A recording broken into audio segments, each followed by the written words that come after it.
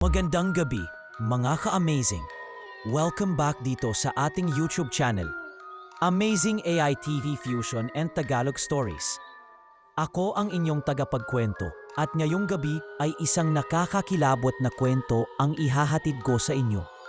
Isang kwentong aswang na naganap sa isang matahimik na barangay sa Dumaguete, kung saan sa bawat pag-aspas ng pakpak tuwing hating gabi, may ina na nangangamba at isang nilalang na nag-aabang sa dilim. Mga ka-amazing, ihanda niyo na ang inyong sarili, patayin ang ilaw, at lumapit sa inyong mga screen. Dahil sisimulan na natin ang kwento ng Pakpak sa Dilim, ang aswang ng Kalachuchi. May isang barangay sa gilid ng kabundukan ng Dumaguete na tinatawag na Barangay Binalbagan.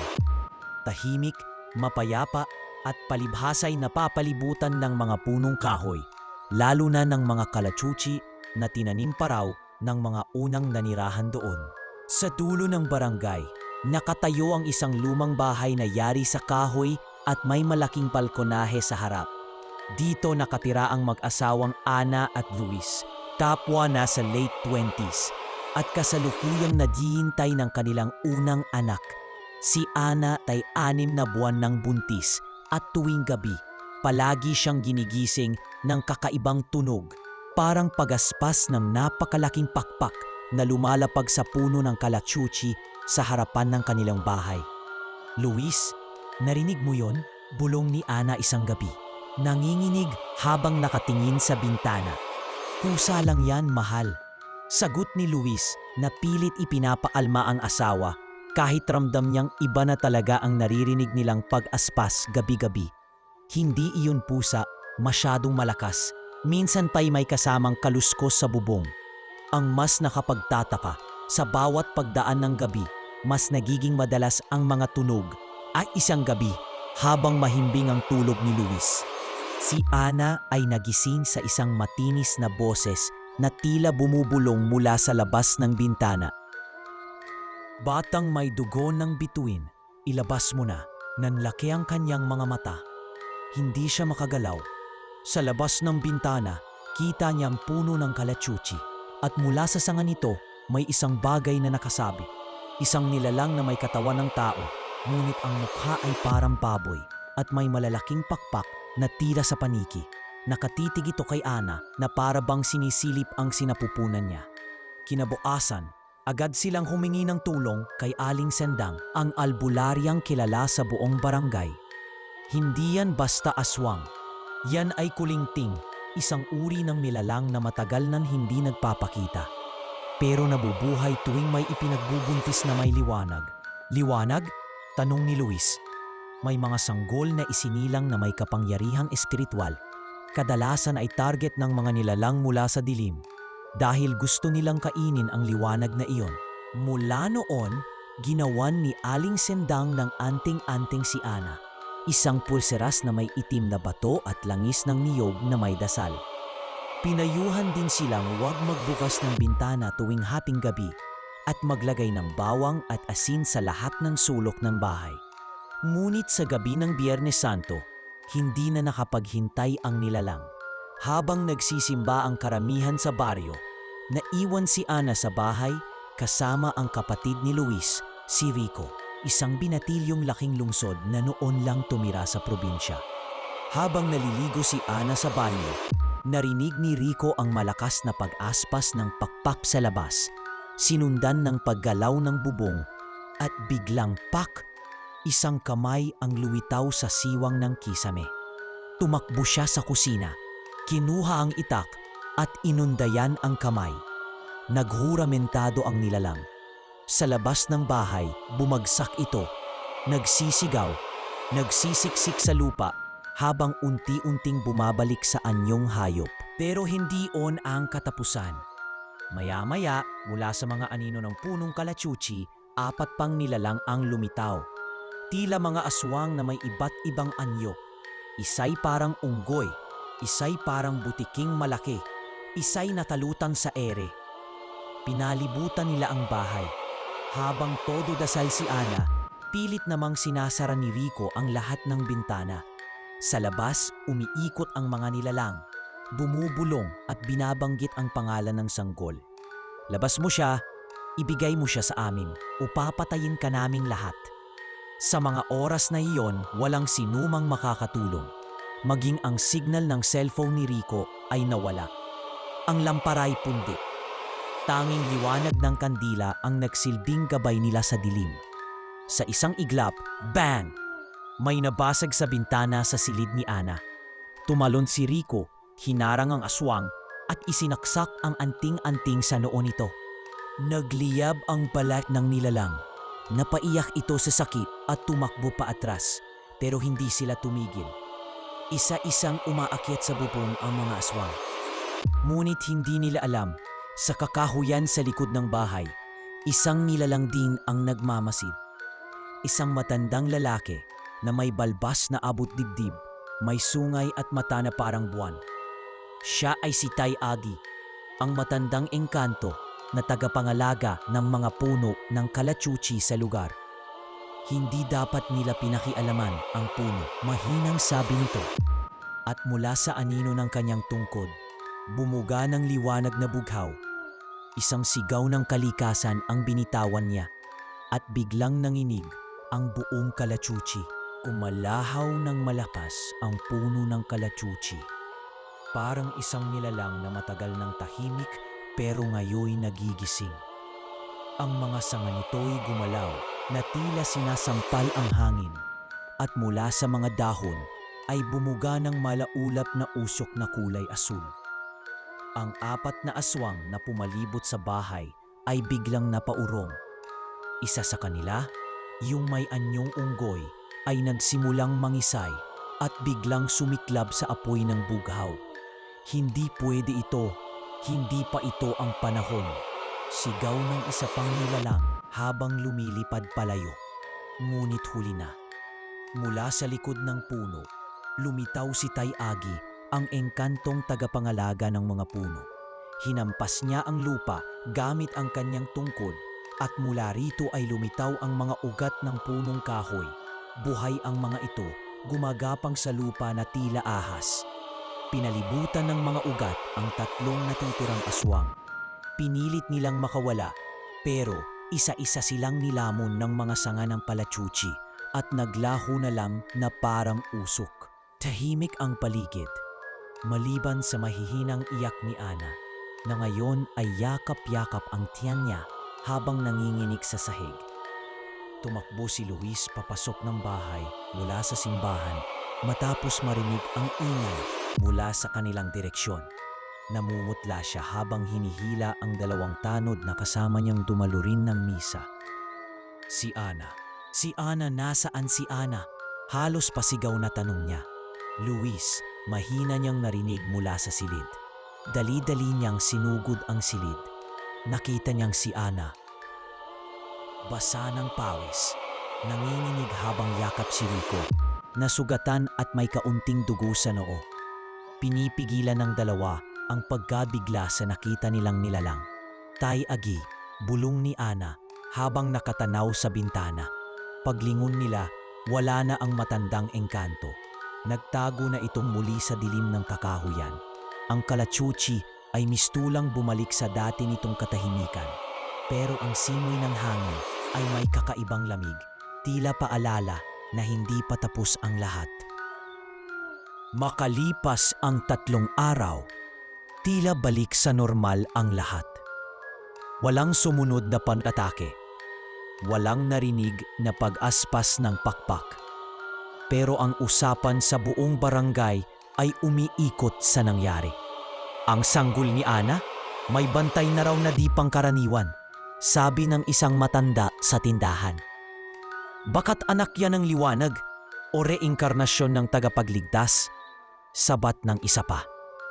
Habang pinipilit kalimutan ni na Luis at Ana ang gabi ng bangungot, may isa pang pangyayari na gumambala sa kanilang katahimikan. Isang gabi, habang natutulog si Ana, napanaginipan niya ang isang batang babae na nakatayo sa gitna ng kalachuchi. May mahabang buhok ito, nakasuot ng puting damit at walang mata. Itim lamang ang nasa mga mata nito, ngunit nakangiti ito sa kanya. Darating na sila. Hindi lang sila apat. Anito sa panaginip. Ako ang iyong magiging tagapangalaga. Pagmulat ng mata ni Ana, pawis na pawis siya. Tumayo siya at lumapit sa bintana. Nandoon pa rin ang puno ng kalachuchi, tahimik, tila walang bahid ng anuman. Pero sa dulo ng sanga nito, may nakasabit na pulang laso. Hindi nila nilagay yon. Kinabukasan, dumating ang isang matandang babae sa barangay. Si Lola Hestia, pinsan ni Aling Sendang, isang tagapagbantay ng mga sinaunang lihim. Pagdating pa lang nito, napalingon na ang mga aso. Tahimik ang mga ibon. Napansin ito ng lahat. Malapit na ang pagbabalik ng 3 gabi ng buwan, ang tinatawag na itim na sangandaan. Kapag dumating yan, ang daigdig ng tao at ng dilim ay muling magtatagpo. Babala ni Lola Hestia. Ano pong koneksyon nito sa amin? Tanong ni Luis. Tagadaan ang anak niyo, hindi siya basta tao. Pinili siya ng punong kalachuchi at ang punong iyon ay dating pintuan patungong Alibambangan, ang daigdig ng mga aswang. Simula noon, maraming kakaibang pangyayari ang naganap sa barangay. Ang isang kapitbahay nilang si Mang Ireneo, na kilala sa pagiging lasinggero, ay natagpuang nakalambitin sa puno ng saging, pero walang sugat, walang marka, maliban sa isang ugat ng kalachuchi na lumilitaw sa kanyang leeg. May mga batang nagsasabing may nakikitang lalaki na umiikot sa mga bahay tuwing 12:00. May bitbit na itim na lampang, may asul na apoy. Sinasabing tinatawag nito ang mga pangalan ng mga buntis sa baryo. Isang gabi, bumalik si Tay Agi. Lumabas si Ana sa balkonahe at doon siya sinalubong ng matanda. Nagsisimula na ang pagbubukas. Ihanda mo ang iyong anak dahil hindi ito ang huli sa mga susubok kumuha sa kanya. Paano ko siya poprotektahan? Sa pamamagitan ng katotohanan. Kailangang malaman mo kung sino ka at kung sino siya. At sa huling salitang iyon, nawala na naman si Tay Agi. Iniwan siyang may tanong sa isip at takot sa puso. At habang lahat ay natutulog sa barangay ng Binalbagan, isang nilalang ang naglalakad sa gitna ng dilim. Ang katawan nito'y kalahating anino, kalahating laman, may mahaba at matulis na dila. Sa kanyang kamay, bitbit niya ang isang maliit na lalagyan na gawa sa balat ng tao. 1 oras na lang bago maghating gabi. At sa puno ng kalachuchi, may pagaspas na namang maririnig. Gabi ng Miyerkules, ang buong barangay Binalbagan ay tila ba natutulog na may kaba. Ang hangin ay hindi kasing lamig tulad ng dati. Ito ay mas mainit, malagkit, parang may usok na hindi makita. Tahimik ang paligid, pero sa ilalim ng katahimikan ay may gumagapang na presensyang hindi maipaliwanag. Sa bahay ni Ana, palihim na pinag-uusapan nila ni Luis ang mga dapat gawin sakaling muling umatake ang mga nilalang. Luis, yung sinabi ni Tay Agoy na ako raw ay hindi basta tao. Paano mo yun naiintindihan? Tanong ni Ana habang yakap ang kanyang tiyan. Hindi ko rin alam, Ana. Pero kung totoo ang sinabi ng mga albularyo ng engkanto, kailangan nating tanggapin na may mas malalim na dahilan kung bakit pinipilit kunin ang anak natin. Parang may koneksyon ako sa puno ng kalachuchi. Hindi ko alam kung bakit, pero tuwing titingin ako sa kanya, para akong kinakausap. Sabay tingin ni Ana sa bintana, tahimik ang punong kalachuchi. Ngunit ang mga sanga nito'y bahagyang gumagalaw. Kahit walang hangin, sa mismong gabi ring iyon, lumapit si Rico sa kanila. May nakita ako kanina sa likod bahay. Mahina niyang sabi. Isang lalaki, hindi ko masyadong nakita ang mukha, pero may pakpak. Parang anino, pero buo. Parang hindi siya lumalakad. Parang dumudulas lang sa lupa. Baka naman guni-guni mo lang, sagot ni Luis. Hindi, mariing sagot ni Rico. Nung tumingin siya sa akin, may liwanag ang mga mata niya. Kulay lila. Hindi ko yun makakalimutan. At may bit-bit siyang lalagyan. Parang bote pero gawa sa balat. Kinabukasan, dumating si Father Ramilo, isang paring dating taga Manila, pero pinili ng maglagi sa malalayong baryo para sa mga espiritual na misyon. Lumapit siya sa bahay ni na Ana matapos marinig ang mga usap-usapan tungkol sa kalachuchi at mga aswang. Matagal nang sinasabi ng simbahan na may mga lugar sa Pilipinas na pinagsasalubungan ng mundo ng espiritu at laman. Ang inyong kalachuchi, isa yan sa mga pintuang nilimot ng panahon. Paliwanag ng pari, nagdesisyon silang magsagawa ng bendisyon ng lupang tagapangalaga. Isang ritual na matagal nang hindi ginagawa at nangangailangan ng dasal. Dasal na mula sa luma at sagradong aklat ng simbahan, ang Librito de las Sombras, na isinulat ng isang paring ekskomulgado dahil sa pagtuturo ng lihim na gabay para sa liwanag at dilim. Gabi ng seremonya. 4 lang silang nandoon. Si Father Ramilo, si Luis, si Rico, at si Ana. Sa gitna ng bakuran, sa paanan ng puno ng kalachuchi, nagsindi sila ng mga kandilang kulay puti at bughaw. May inukit na bilog sa lupa, at sa gitna nito'y inilagay ang larawan ng batang hindi pa isinisilang, isang inukit na imahe sa kahoy na ipinagawa ni Rico. Habang nagdadasal si Father Ramilo sa wikang Latin, nagsimulang manginig ang lupa. Umihip ang hangin, hindi pa rin malakas, pero puno ng bulong. Parang boses ng mga nawawala, ng mga hindi matahimik. Adveniat lux tua, protegat creaturam inventre. Biglang pumutok ang isa sa mga kandila. Sabay dumilim ang langit, kahit hindi pa 7:00 ng gabi. Mula sa mga anino ng kakahuyan, may lumabas. Hindi isa, hindi 2, 5. 5 silang nilalang na hindi halos may pinta sa isipan. Isa'y may ulo ng kalabaw, pero ang katawan ay parang itim na kabayo. Isa pa'y tila isang babaeng walang balat. Kita ang laman at litid. May pakpak na parang dahon ng saging na tuyo. Ang ikatlo ay puro anino lang, walang muka, walang hugis, pero naglalakad. Ang ika-4 ay may ulo ng ibon at mahabang kuko. At ang ikalima ay siya, ang nilalang na nakita ni Ana sa panaginip. Ang batang babae na walang mata, pero ngayon ay matanda na ang anyo. May mahabang buhok at suot pa rin ang puting damit. Ngunit ang katawan ay punong-puno ng itim na ugat na gumagapang sa balat. Ana, kilala mo ako, anito? Hindi kita kilala. Ako ang kaakibat mo. Ako ang anino ng dugo mo. Kapag iniluwal mo ang iyong anak, isasama mo rin ako sa mundong ito. Isa sa liwanag, isa sa dilim. 2 kayong isinilang sa iisang pusod. Napaatras si Ana. Nagkakaroon ng anyo ang dilim dahil may liwanag kang taglay. Bulong ni Franz Ramilo habang patuloy sa dasal. Ngunit sa isang iglap, sinugod ng mga nilalang ang bilog sa lupa. Si Luis ay tinamaan ng isa sa mga ugat ng puno.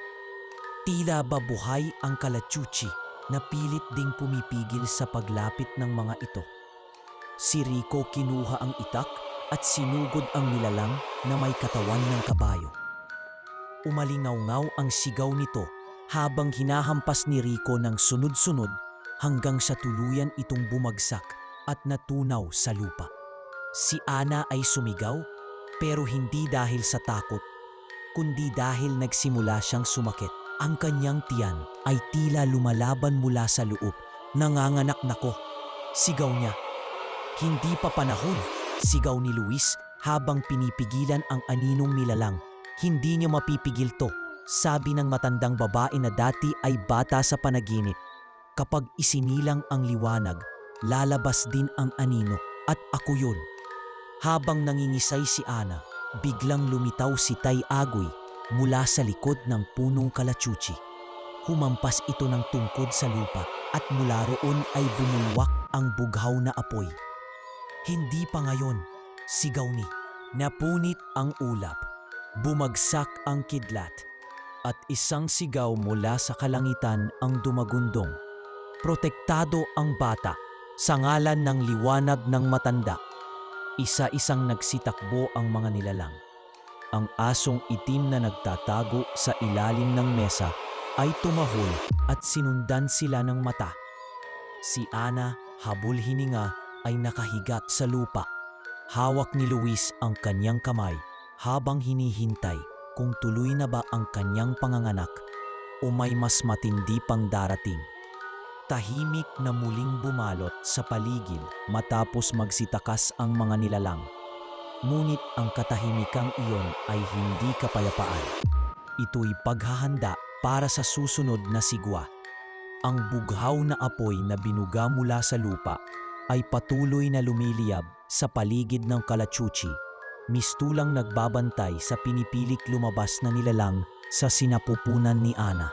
Nanginginig ang katawan ni Ana. Ang kanyang mukha'y maputla at sa pagitan ng kirot ng kanyang tiyan, ramdam niya ang malamig na haplos ng hindi maipaliwanag na presensya.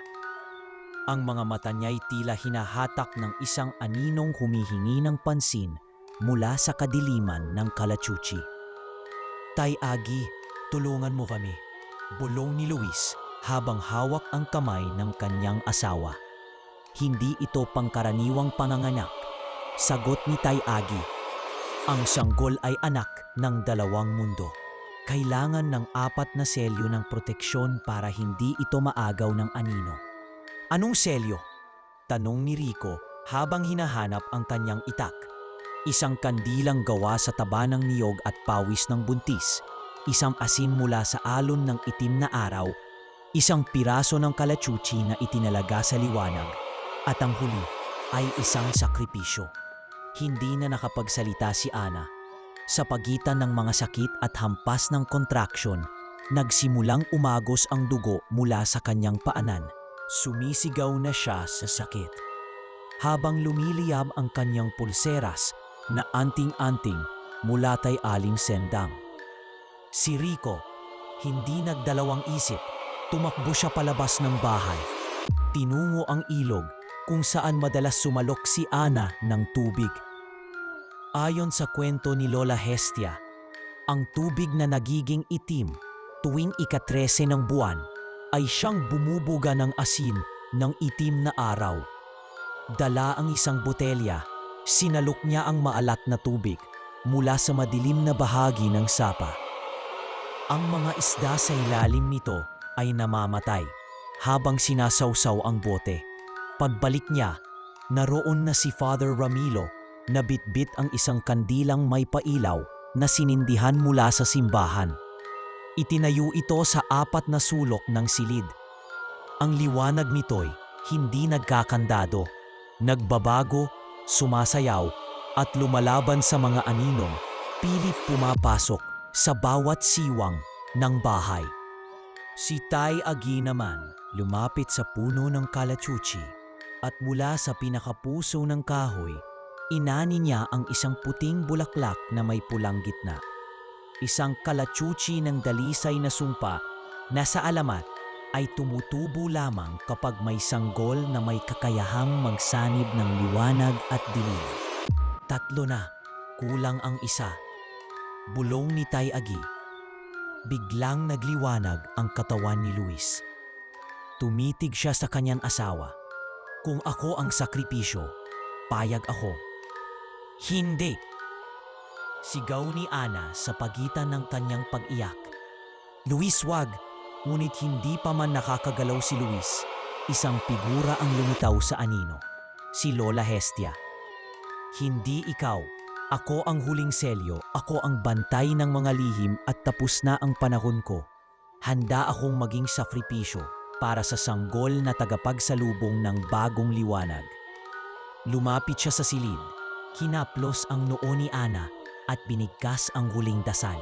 Sa pangalan ng liwanag, ng hangin, ng lupa at ng apoy, ibinibigay ko ang huling selyo. Isara ang pinto ng dilim. Protektahan ang buhay na iluluwal. Isang puting liwanag ang bumalot sa katawan ni Lola Hestia hanggang sa unti-unti siyang naging abo na tinangay ng hangin.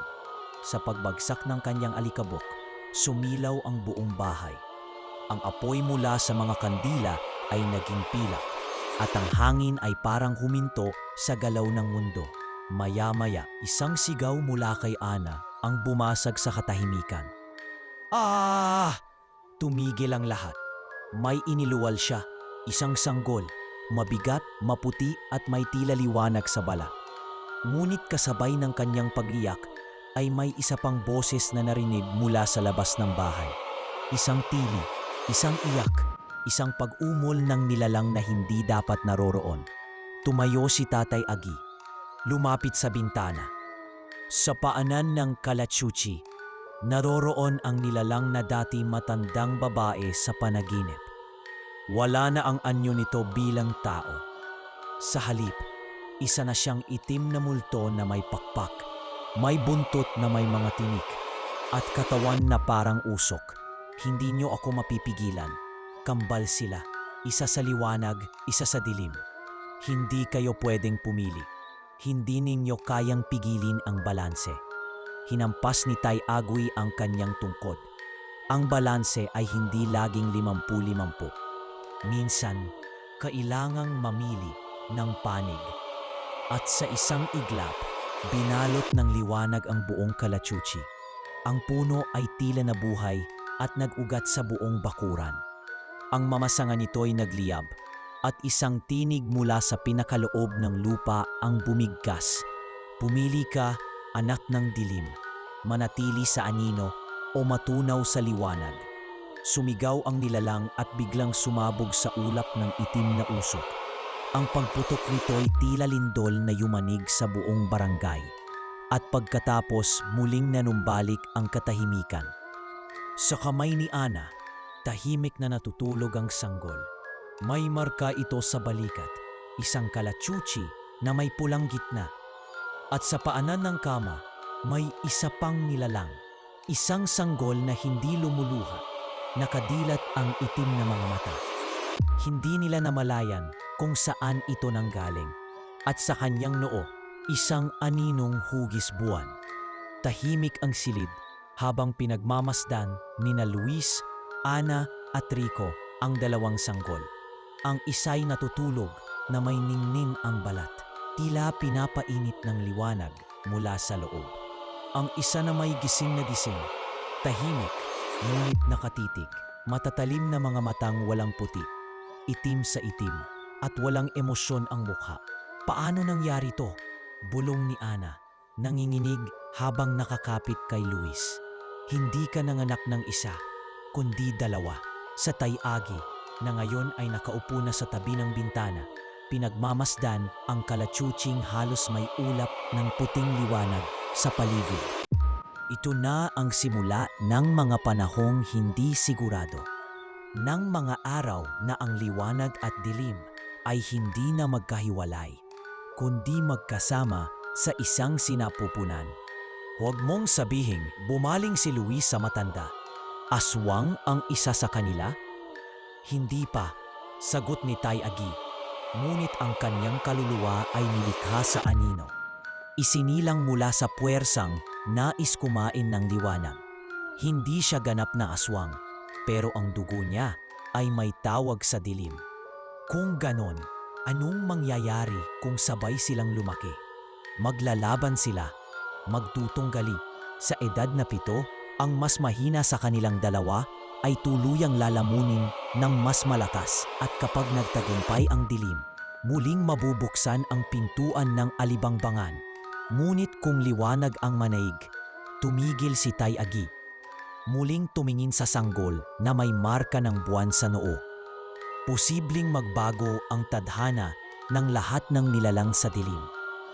Dumaan ang mga araw na puno ng pag-aalala. Ang barangay Binalbagan ay halos hindi na nakatulog sa gabi.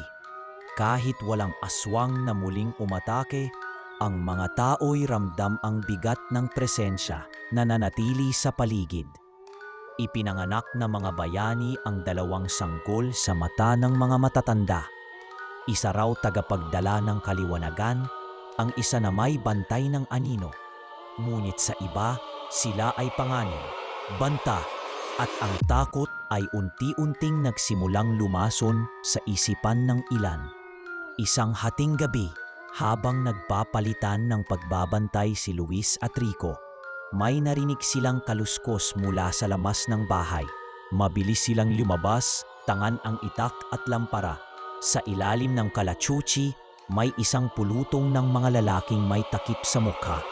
Bit-bit ang mga torch at baril. Ilabas niyo na ang sanggol, sigaw ng isa. Hindi kami papayag na lumaki rito ang anak ng dilim. Nagkakaisa ang baryo. Mas mabuti nang wakasan ang panganib habang maaga pa. Hindi niyo sila pwedeng kunin, sigaw ni Rico habang itinutok ang itak. Hindi niyo naiintindihan, sabat ni Luis. Sila ang magiging sagot sa labanan ng dalawang mundo. Hindi sila ang problema, kundi ang paghatol nyo sa mga inosente. Ngunit hindi nagpatinag ang mga lalaki. Lumapit sila, nagsimulang palibutan ang bahay. Ang mga kababaihan sa baryo, karamihan ay nakasilip lamang mula sa malalayong bahay, umiiyak. Isa sa kanila ay ina ng isang batang nakuha ng mga nilalang noong 1 taon. Mahal ko ang sanggol, pero ayokong mangyari ulit ang nangyari sa anak ko. Iyak niya. 3 araw. 3 araw ang ibibigay namin para ilipat ang sanggol sa ibang lugar o kami na ang gagawa ng paraan. Sabi ng pinuno ng grupo bago sila lumakad palayo. Kinabukasan, nagtipon sa bahay ni Ana ang ilang matatanda sa baryo. Naroon si Fr. Ramilo, si Tay Agi, si Aling Sendang na ngayoy bumalik mula sa isang paglalakbay. At si Mang Apong, ang dating tanod na nakakita ng sarili niyang anak na naging aswang matapos magtangkang patayin ang sanggol ng isang kapitbahay. Hindi pwedeng basta iwan ang baryo, sabi ni Ana. Hindi kami aalis na parang mga takas. Hindi kayo dapat umalis, sabat ni Father Ramilo. Dito isinilang ang liwanag at dilim. Dito rin dapat ito bantayan. Pero paano kung pagdating ng araw, yung anak namin, ang aninong yon, siya ang maging dahilan ng pagkawasak ng baryo? Tanong ni Luis. Kaya dapat silang lumaki na magkasama, sagot ni Aling Sendang. Kailangan nilang matutunan na hindi sila magkaaway, na hindi sila magkaibang nilalang, kundi dalawang bahagi ng isang kabuuan. Hindi sila itatago, hindi sila ipagkakait. Ituturo natin sa kanilang liwanag, ituturo natin sa kanilang dilim, nang hindi natatakot dito, kundi nauunawaan. Dagdag pa ni Tatay Agi. Ilang buwan ang lumipas. Tahimik ang barangay. Unti-unting tumigil ang bulong-bulungan. Pero ang mga mata ng ilan ay nanatiling mapanuri. At sa likod ng lahat, sa bawat kilos ng dalawang bata, isang masayahing batang lalaki na tinawag nilang Ilaw at isang tahimik, mapagmasid na batang babae na pinangalanang Aninaw, may nararamdamang tensyon. Isang araw, habang naglalaro ang dalawa sa ilalim ng kalachuchi, napansin ni Ana na may bumubulong sa paligid. Akala niya'y hangin. May anyo itong anino na gumagapang sa mga dahon. Malapit na ang 7 taon, bulong ng boses. Darating ang gabi ng pagsubok. Sa liblib na bahagi ng kagubatan, sa labas ng binalbagan, may gumagalaw sa ilalim ng lupa. Hindi pa tapos ang mga nilalang ng dilim. Sa isang kuweba na may pintuang hinulma sa kalansay, may isang nilalang na nakatayo, hindi gumagalaw. Ang katawan nito'y hugis tao, ngunit ang balat ay gawa sa itim na buhangin. May mata ito, pero parang basag na salamin. Bit-bit nito ang isang tungkod na may ulo ng kambing. Sa paligid niya, nagsisimula ng bumangon ang mga dating nilalang na nasunog, nasugatan, at pinatalsik. Isa-isang humahalik sa lupa. Isa-isang tumatahimik, naghihintay. Sa 17 taon ng kambal, bubuksang muli ang alibangbangan. At doon, walang puwang ang paghahati. Doon kailangang mamili.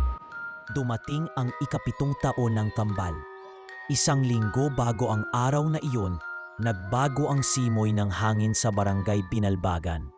Naging mas makapal ang hamog sa umaga at gabi-gabi, tila may mga aninong gumagapang sa paligid ng punong kalachuchi. Ang mga ibon ay hindi na bumabalik sa sanga nito at ang aso ni Mang Dolfo, na dating bantay ng baryo, ay natagpo ang patay. Wala ni isang sugat, ngunit dilat ang mga mata at puro itim ang mga ito. Si Ilaw, ang batang lalaking may ningning sa balat, ay naging masigla, matalino at palakaibigan. Lahat ng mga bata sa barangay ay gustong makipaglaro sa kanya. Ngunit si Aninaw, ang tahimik na kapatid na babae, ay lumaking halos hindi nagsasalita. Lagi siyang nasa anino, laging nakatingin sa mga bagay na hindi nakikita ng iba. Minsan, isang gabi bago siya matulog, lumapit siya kay Ana. "Inay, may dumarating. Hindi sila masaya. Gusto nila akong kunin." "Anong ibig mong sabihin, anak?" "Gusto nila akong gawing reyna, pero ayoko." Kinabukasan, nagtipon ang mga tagapangalaga ng baryo. Sina Aling Siendang, Father Ramilo, Tay Agui at Luis at Ana. Nalaman nilang ang araw ng ikapitong kaarawan ay ang parehong araw kung kailan muling bumubukas ang pinto ng Alibangbangan. Isang portal sa pagitan ng mundo ng tao at ng mga nilalang ng dilim. Kung magtagumpay ang mga nilalang sa paghila kay Aninaw, magbubukas muli ang lagusan at magugunaw ang balanse ng mundo. Dumating ang gabi ng ikapitong taon. Muling nagsindi ng 4 na kandila sa paligid ng puno ng kalachuchi. Puti, asul, pula at itim. Itinali si Aninaw at si Ilaw sa gitna ng bilog, hindi bilang bilanggo, kundi bilang sentro ng seremonya.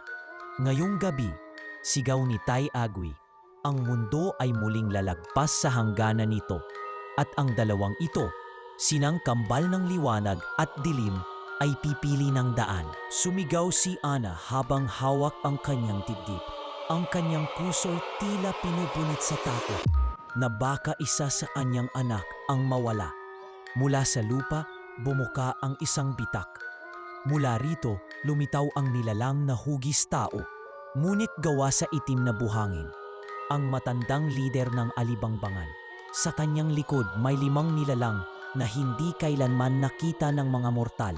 Isang dambuhalang may 3 mukha, isang asong may 5 mata, isang nilalang na lumulutang at umiiyak ng dugo, isang babae na ang balat ay salamin, at isang multo na umiikot ang ulo sa likod.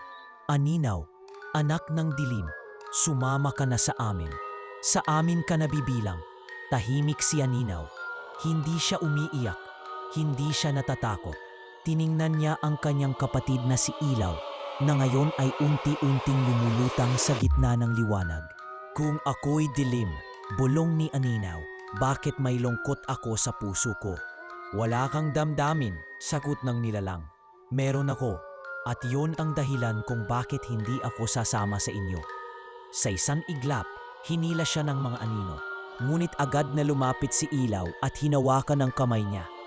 Nagsanib ang kanilang mga kamay, liwanag at dilim. Isang pagsabog ng bughaw at itim na liwanag ang sumabog sa gitna ng bilog. Napatras ang mga nilalang. Umiyak ang lupa. Tumalon ang kalahuchi at ang mga ugat nito'y yumakap sa mga nilalang ng kadiliman. "Anong ginagawa mo?" sigaw ng lider ng dilim. "Pinipili ko," sagot ni Aninaw, "na maging tao. Hindi mo maiiwan ang anino mo." "Hindi, pero maaari ko siyang mahalin." At sa huling sandali, pinunit ng 2 magkapatid ang manipis na tabing sa pagitan ng 2 mundo. Isinara nila ang pinto. Nagsanib ang kanilang lakas. Isang ilaw na may aninong gumagalaw sa paligid, ngunit hindi na banta, kundi proteksyon. Naglaho ang mga nilalang.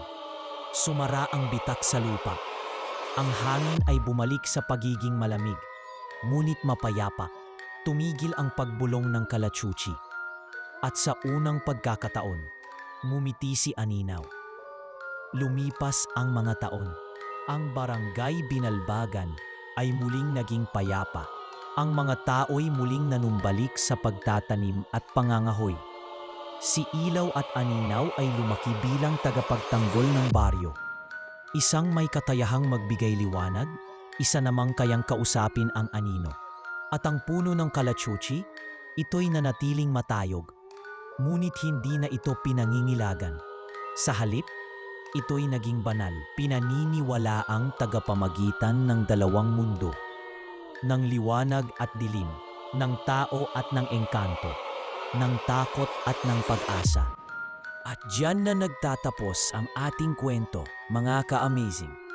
Maraming salamat sa pagsama ninyo sa atin ngayong gabi sa isang madilim, mahiwaga at makapangyarihang paglalakbay. Kung nagustuhan ninyo ang ating kwento, huwag kalimutang i-like, i-share, mag-comment at mag-subscribe dito sa ating YouTube channel, Amazing AI TV Fusion and Tagalog Stories. Ako po ang inyong tagapagkwento at muli tayong magkikita sa susunod na gabi ng katatakutan. Hanggang sa susunod nating kababalaghan, mga ka-amazing. Mag-ingat sa dilim. Paalam.